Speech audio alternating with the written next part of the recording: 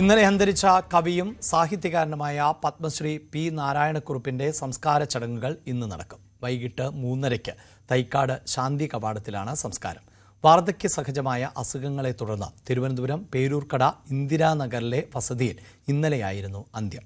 മലയാള സാഹിത്യത്തിന്റെ മഹത്തായ പാരമ്പര്യത്തെ ആഴത്തിൽ ഉൾക്കൊണ്ട് കവിതയിലും സാഹിത്യ നിരൂപണത്തിലും അനന്യമായ വ്യക്തിമുദ്ര പതിപ്പിച്ച അപൂർവ പ്രതിഭയായിരുന്നു പത്മശ്രീ നാരായണക്കുറുപ്പ് എന്ന് ഗവർണർ രാജേന്ദ്ര അലേക്കർ അനുസ്മരിച്ചു.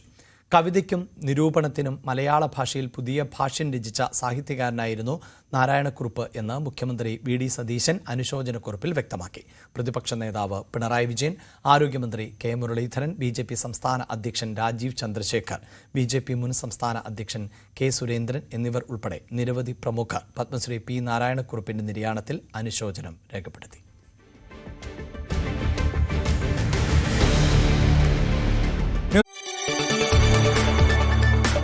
കൂടുതൽ വാർത്തകൾക്ക് news 18 Keralam YouTube channel subscribe ചെയ്യുക.